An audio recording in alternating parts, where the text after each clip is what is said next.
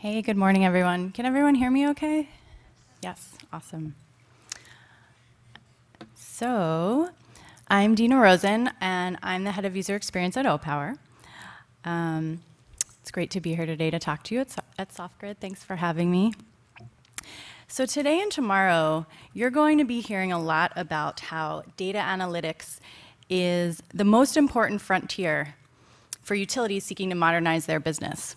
And while this is very important, at OPOWER, our point of view is that analytics alone will not accomplish customer-driven utility objectives. You need a tightly integrated platform that delivers the analytic content to the right people at the right times. And this content needs to be designed in a way that ensures a great customer experience and also ensures that the customers are nudged to make the right decisions about their energy use. And at OPOWER, we've developed an approach to do this, and it's called behavioral design, and that's what I'm going to talk to you about today.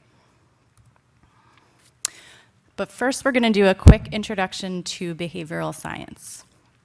So behavioral science looks at the world from a behavioral view as opposed to a standard view. And in the standard view of the world, we are all very rational and self-optimizing agents. We make all of our decisions based on all of the information available to us that we've very carefully researched, and we're always paying close attention. The behavioral view of the world is a little bit different, and in this view, we are swayed by a multitude of other factors, and most of our decisions are made automatically or emotionally. And this doesn't make us irrational, and it doesn't make us stupid, it just means that we're human. We have tons of information coming to us at all times. And in order to navigate the complexities of this life, we need to rely on certain well-established cues to help guide us to make our decisions. And that is an understanding that if we have, we can design for. And I'm going to give you a quick example of this behavioral versus standard view. So this is the soup sale example. Imagine you're in a grocery store and there's a sign that says soup for sale, half off. So this was a study that was done. Customers on average bought 3.5 cans of soup. And then they wanted to test something out and they put up another sign that said soup for sale, half off, 10-can limit. So in the standard view of the world, this 10-can limit shouldn't impact anyone's purchasing decisions. People are only buying 3 cans of soup. If there's a limit of 10, it shouldn't matter at all. But what happened, the average number of soup cans went up to 7. And so why is this? Did any of you predict that? Some of you know behavioral science already. This is because this 10-can limit is acting as a cue to help guide how many cans you want to purchase. The limit itself implies scarcity. It means people are buying so many cans of soup that we have to limit them. So this must be a really good deal. It's also anchoring. It's anchoring you on the number 10. Even just seeing that number 10 helps anchor you to a higher number. And it lets you know that 10 is a reasonable number of cans of soup to buy. So many people are buying so much soup that it's probably reasonable to buy more. This is an example of how people's behavior can be predicted. And if you can design for that behavior, then you can change their decisions. And this is called behavioral design. Take a look at this trash can and notice what a difference one word can make. Changing that label from trash to landfill might impact me as a person going to throw out my trash at that key point when I'm about to throw something away. This is behavioral design, and OPOWER didn't invent behavioral design. This is something that has been increasingly popular in the design industry as a whole, as designers are trying to solve really big problems in this world and change people's behavior. But at OPOWER, we've become experts in behavioral design for energy users. And we've been working with utilities over the past several years to just use behavioral design to accomplish a whole host of outcomes. A selected few are here. And all of them involve changing people's behavior. And what we've done is we've developed our own set of guiding principles. And that's what I'm going to talk to you about today. These are our 5 principles for designing for energy customers. And we developed these after 7 years of working in the energy space, working with utilities. The design challenges that are unique to this industry. So what I'm going to do next is just walk through each of the principles of each. So the first principle is design for how people actually behave. This is all about designing for the behavioral view of the world. Because if our goal is to change human behavior, we have to understand how it works. And as we talked about earlier with the soup sale, we like to think that we always act rationally, but the truth of the matter is that we're all more similarly wired than we may like to think, and it makes us more predictable than we'd like to think. And so we can design for that predictability. And one of the things we do at OPOWER is we train all of our product people and designers in behavioral science. And when we're designing products and experiences, we use behavioral science techniques at key strategic points in the user experience. So if we're trying to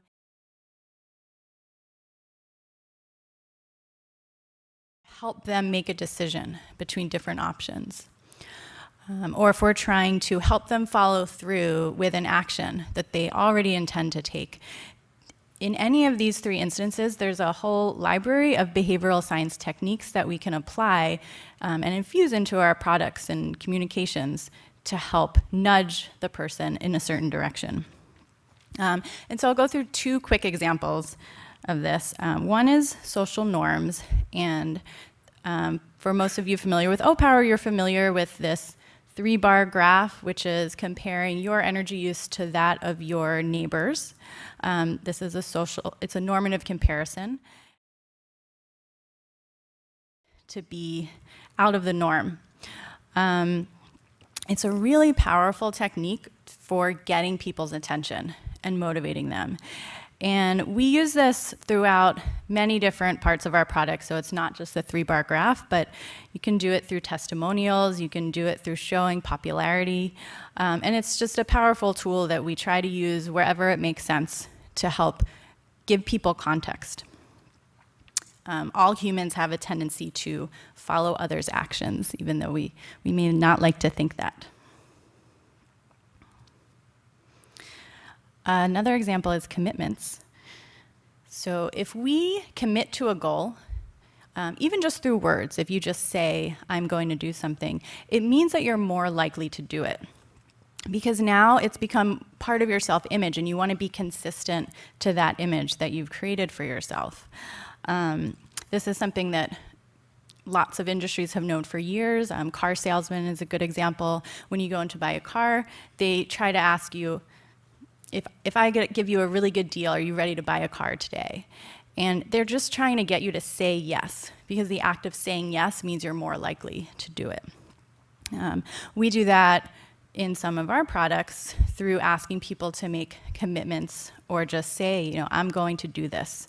And that simple act of clicking there means that they're more likely to follow through.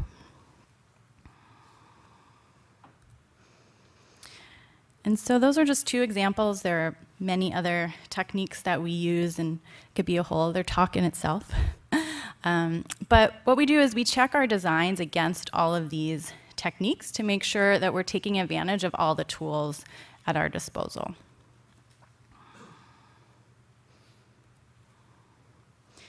So the second principle is assume people don't care. So many of you have probably heard the Accenture statistic that the average person thinks about energy use for only 9 minutes a year. And this is actually great because we've been upgraded. It used to be 6. And this is something we have to remind ourselves often at OPOWER because it's so different from our world and from your world. We're thinking about energy use all the time. And we have to remind ourselves this is not the norm. As Patty spoke about earlier, most people haven't heard of the smart grid. They're not thinking about their smart meters every day. And if we're trying to get people to care enough about something to change their behavior around it, we need to assume what I call the burden of relevance, boring until proven otherwise. And there are a lot of techniques that we have to design for this. So for example, anytime we're showing data, we always pair it with insight so that people aren't just looking at their raw data. We expose any type of personalization. So if something has been chosen specifically for someone based on certain characteristics, we let them know so they know this is not just a generic communication, it's for them. And we use familiar mental models so that people don't have to work to understand what's going on. And one thing to note is that a typical utility bill isn't designed around this goal. It doesn't really follow any of these guidelines. And so it's not inherently engaging. As a contrast, here is an example of part of an email that we send out at the beginning of summer, where we're letting people know, hey, here's how much you used on cooling last summer so that you can prepare for the upcoming season. So it's taking data and analytics that we have, and it's making it personal and relevant and sending it out at the right time.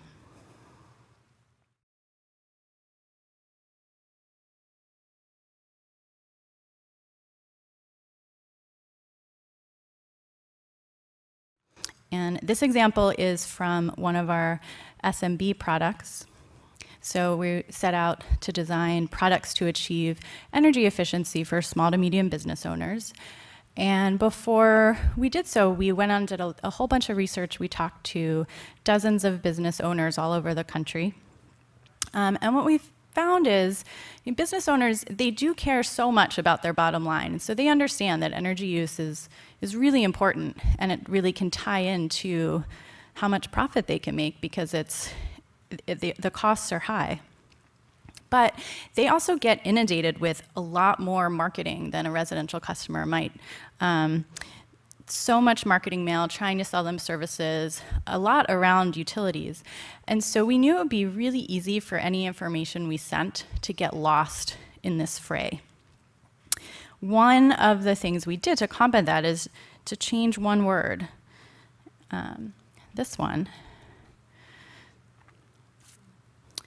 We found that just by changing this one word, we were able to drive home the relevance of this information. And when we show this to business owners, they said, anytime I see the word competitor, it means I have to pay attention.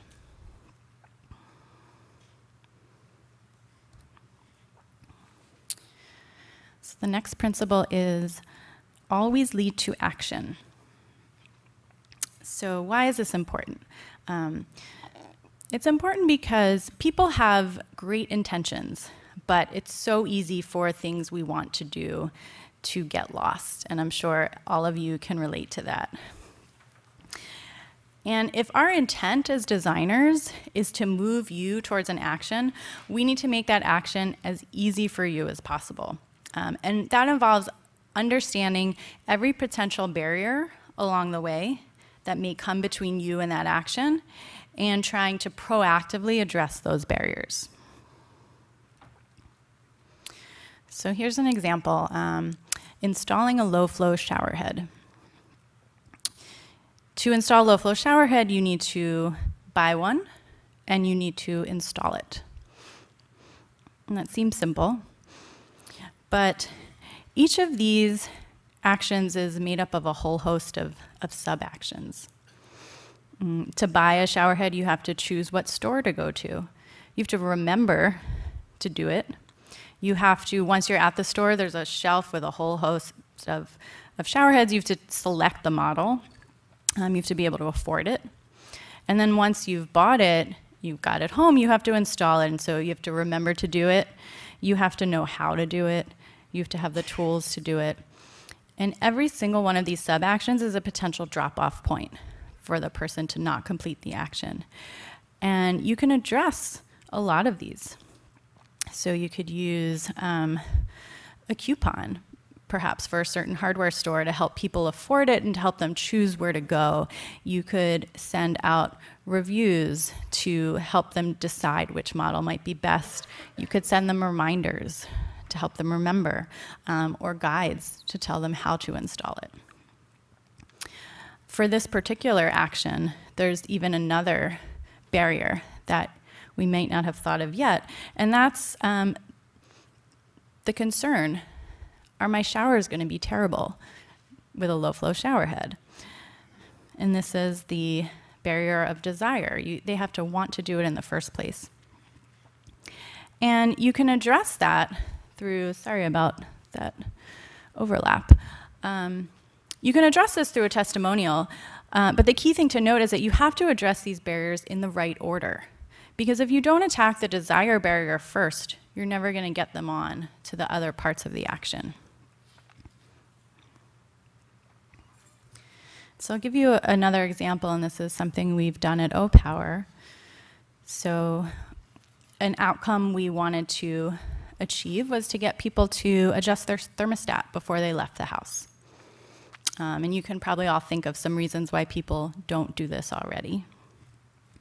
And they all probably fall into the following camps. Motivation: some people don't understand that this is going to save them a lot of money, or they just feel that they don't care that much. Education: there are a lot of myths out there about, is it better to turn off your thermostat and have it ramp up once you get home or not?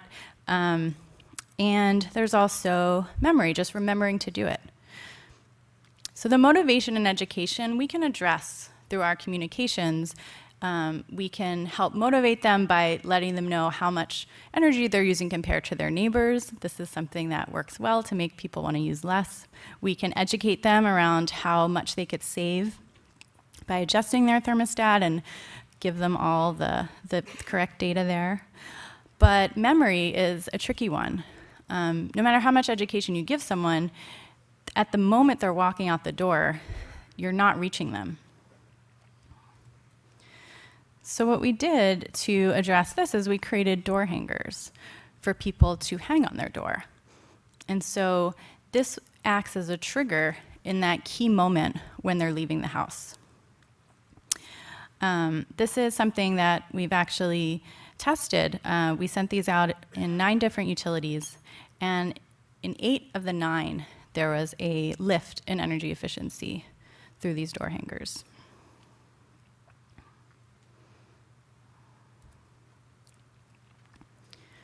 So the 4th principle is to aim for a long-term relationship.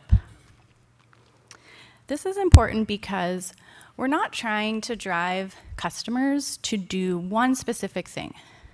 We're trying to adjust their habits and behaviors over a long period of time, and also enhance the existing relationship between customers and their utility companies.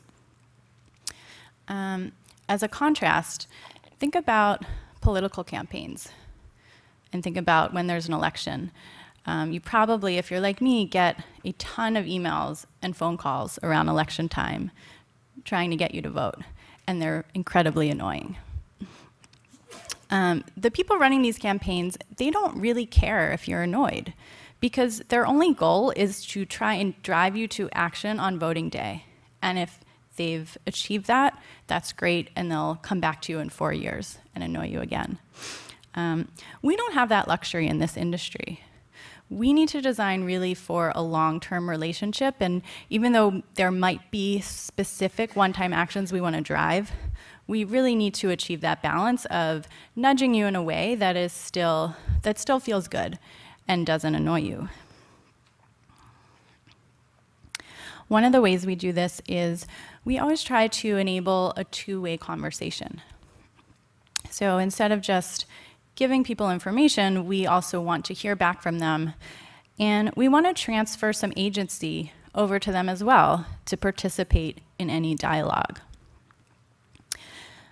So the example on the top is from our home energy reports. When we compare you to other similar homes nearby, we always give you the option for helping us make the comparison better. And we ask, like, are we doing this correctly? If not, tell us what's wrong. The image on the bottom is an example from our thermostat app. And after you've used it for, I believe, 4 times, this will just pop up and ask you for feedback. How are we doing so far? And so this transferring of agency and proactively asking for feedback are 2 ways to help with this issue. So the last principle is to build for everyone. So all of you in this room know quite well that energy users are not a tidy, well-defined user group. We have about 35% of people who are renters who don't have complete control over the building they live in. There's 30% of people that we have email addresses for, and that's for some utilities we have more, some we have less, but on average it's about 30%, and that means 70% of people we can't reach via digital channels. And then accessibility, we have 8% of all men in the world who are colorblind and can't distinguish charts and graphs based on color alone. So we need to really understand all of the channels available to us and how to design for them. Each one has different design challenges and principles around them, and understanding what types of information should be pushed through which channels to which people at the right times is key to reach your whole population. Another thing we need to understand is all of the different types of users to be able to adjust content to them in the most meaningful way. These are 2 examples of marketing messages that are trying to drive the same outcome, but are targeted towards different groups. So on the top, so both are trying to nudge people into taking a home audit. And on the top, this is marketed to a green segment. And you see there's a leaf, and the framing is around empowering you and tying to the environment. And on the bottom, this is a group of EE skeptics. And so the framing is around waste and making sure that your home is not wasteful. And we have the orange alert sign to bring up safety concerns. But the call to action is the same. And those are our 5 principles for behavioral design for energy customers. And so hopefully as you go through the rest of this conference and you learn more about the huge potential of analytics, this can inspire you to think about how good design is necessary to complement your analytics and to make them that much more powerful, so you're not wasting any potential that you have through these insights. These are actually available online too if you Google OPOWER design principles if you want more information. Thank you so much.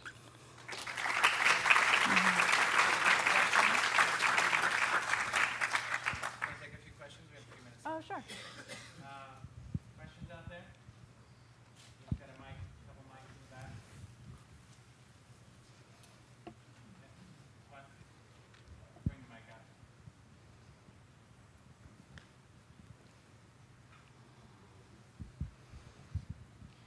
out. Craig Lewis, Clean Coalition. I'll take advantage of having a OPOWER expert up on the stage.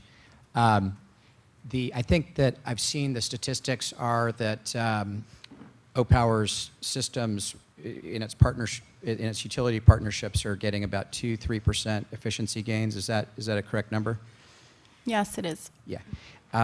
Is OPOWER thinking, of ways to get, much more significant energy efficiency gains, maybe through demand response type programs and something that's a little more active as opposed to passively kind of making impressions on people, which I love what you guys are doing.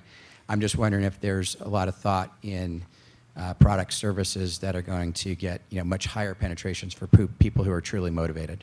Yeah, that's a really great question, and yes, the answer is yes. We have demand response programs running right now. We did last summer our first program with Baltimore Gas and Electric, and this summer we're doing some too. I don't think I'm able to share our results just yet, but we agree there's huge potential for savings in this way, so we're thinking a lot about it. Hi, my name is AJ Madhvish from Spacetime Insight. Any thoughts on how you would apply some of these principles to the operations side? Because as you know, the operators are much more under stress than a consumer at that point. Thanks. Yeah, that's a really great question. These principles are fairly universal, I found, even across industries. So I've shared them with different industries around the design world. And so I think they're probably applicable on the operator side too. I personally haven't given thought to that yet, but I would welcome the opportunity to do so.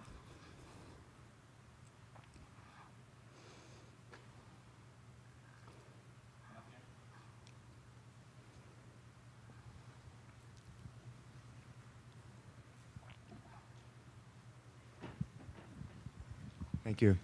My name is Brian Gitt with BKI. Given your second principle about people just not caring, what's been the single most effective tactic or message to get people to care in any of your campaigns? Yeah, that's a great question.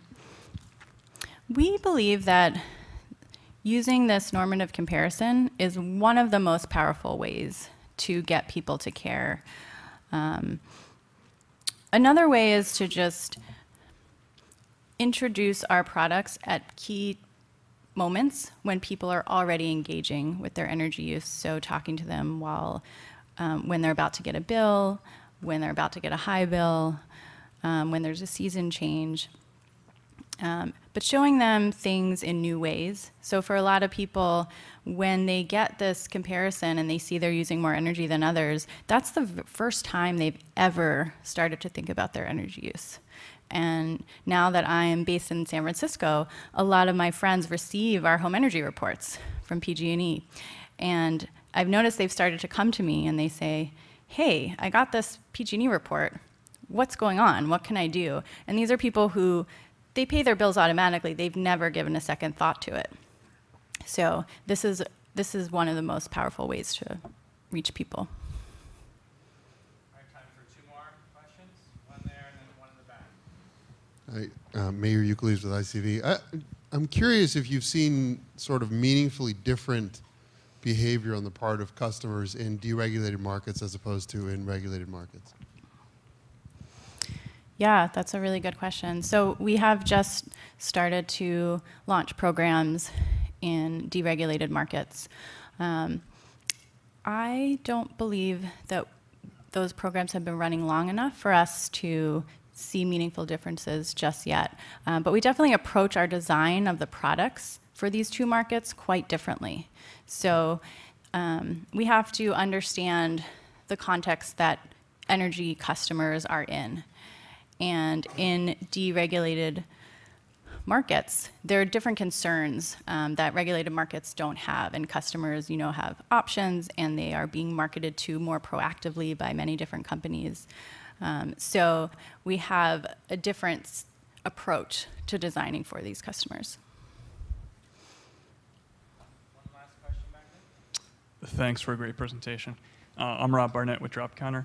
Just a quick question, have you measured the conservation benefit difference between those that receive the paper reports versus those that engage via mobile or web? Yeah. We've measured differences between email and paper. We still see EE results from email. Paper is we get a little bit higher EE. We think in this day and age, it seems strange, but sending someone something through the mail, at least in the US, it's different in other countries, is still the best way to reach people. Dina, thanks so much. That was great. Yeah, thank you so much.